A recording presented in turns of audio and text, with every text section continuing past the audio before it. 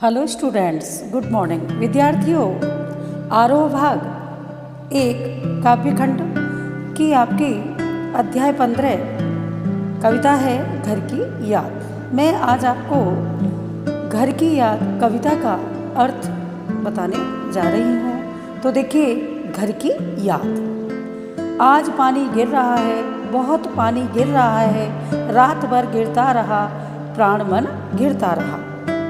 कवि कहता है कि आज बरसात हो रही है, पानी बहुत अधिक बरस रहा है, रात भर वर्षा होती रही है।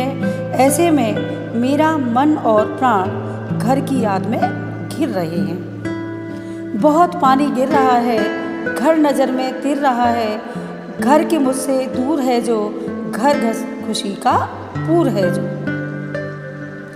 कवि कहता है कि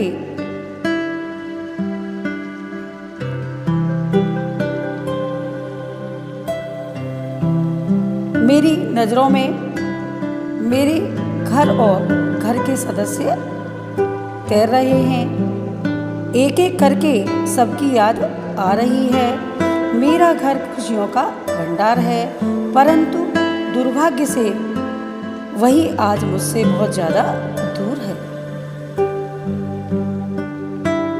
घर में 4 भाई, मायके में बहन आई बाप के घर, हाय रे परिताप के घर। कवि कहता है कि मेरे घर में 4 भाई हैं और आज मेरी विवाहिता बहन भी घर पर आई होंगी। जब वह अपने पिता के घर आई होंगी तो वह यह सोचा होगा उन्होंने कि अपने भाई बहनों से मिलूंगी, परंतु मुझे न पाकर वह बहुत ज़्यादा दुखी हुई होगी। तब उसे अपने पिता का घर कष्ट का घर प्रतीत हुआ होगा। घर में सब जुड़े हैं, सबके इतने कब जुड़े हैं, 4 भाई 4 बहनें, बोझा भाई प्यार बहनें। मेरे घर में सब भाई आपस में प्रेम के कारण बहुत गहरे जुड़े हुए हैं, उनमें गहरा लगाव और प्रेम है। ऐसा भाईचारा बहुत कम देखने को मिलता है। मेरे 4 भाई हैं, वे सबके सब भुजा के समान सहयोगी, कर्मशील और बलिष्ठ हैं। मेरी बहनें भी 4 हैं और वे चारों स्नेह का भंडार हैं।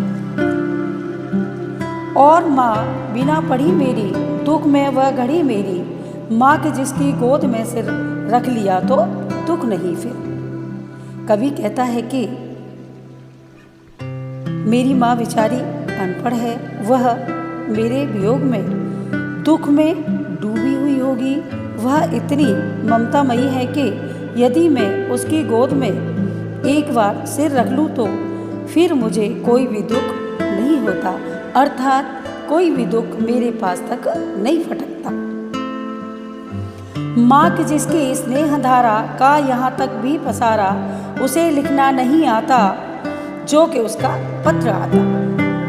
मेरी माँ की स्नेह धारा का फैलाव यहाँ कारागृह तक भी है। यहाँ भी मैं उसकी ममता का स्पर्श अनुभव कर रहा हूँ। मेरी माँ अनपढ़ है, वह लिखना नहीं जानती। यदि उसे लिखना पढ़ना आता तो यह कारावास में अवश्य ही मेरे पास उसका पत्र आता। पिताजी जिनको बुढ़ापा एक क्षण भी नहीं व्यापा, जो अभी भी दौड़ जाएं, जो कभी भी खिलखिलाएं। यद्यपि पिताजी बूढ़े हो गए हैं, परंतु उनके मन में कभी बुढ़ापा नहीं आया, अर्थात उन्हें मन की कमजोरी ने कभी नहीं छुआ। आज भी उनके मन में युवाओं जैसा उत्साह और साहस है।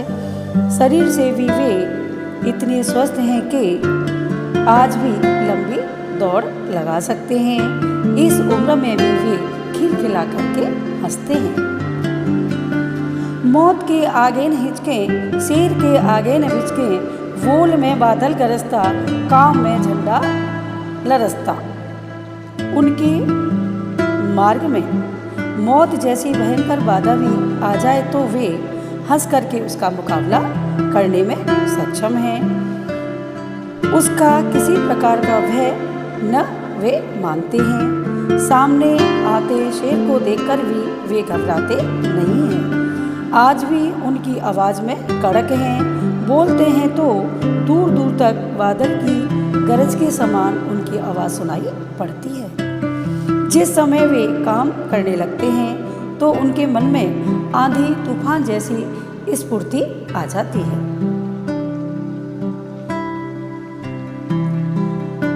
चार भाई चार बहनें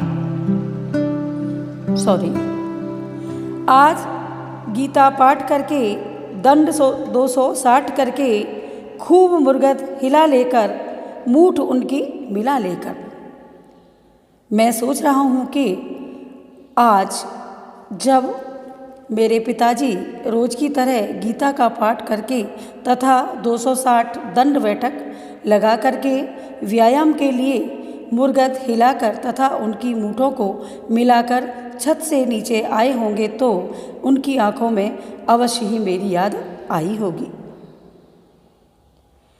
जबकि नीचे आए होंगे नैन जल से छाए होंगे, हाय पानी गिर रहा है, घर नज़र में तिर रहा है। मेरे पिताजी जब छत से नीचे आए होंगे तो उनकी आंखों में अवश्य ही आंसू रहे होंगे। वे मुझे अपने पास न पाकर बहुत ज़्यादा व्याकुल हुए होंगे। इस समय बरसात हो रही है। मेरी नज़रों में मेरा घर परिवार तैर रहा है।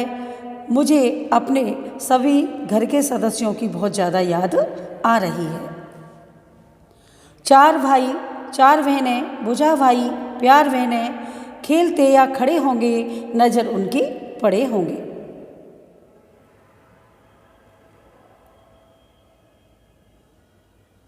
मेरे घर में मेरे चार भाई तथा चार बहनें हैं।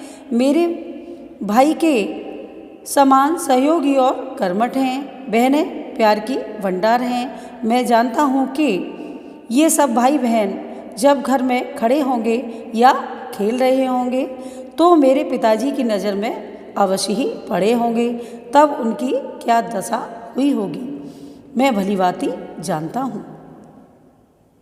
पिताजी जिनको बुढ़ापा एक क्षण भी नहीं व्यापा, रो पड़े होंगे बराबर पांचवे का नाम लेकर। यद्यपि मेरे पिताजी की अवस्था बहुत बड़ी है, वे काफ़ी वृद्ध हो चुके हैं, किंतु उनका शरीर युवाओं की तरह पूर्णतया स्वस्थ है। उन्हें बुढ़ापे की कमजोरियों और बीमारियों ने छुआ तक नहीं। ऐसे में मेरे पिताजी मुझ पांचवें पुत्र को घर में न पा करके रो पड़े होंगे। वे मेरा नाम ले करके रो पड़े होंगे, अर्थात उन्हें मेरी बहुत ज़्यादा याद आई होगी। धन्यवाद।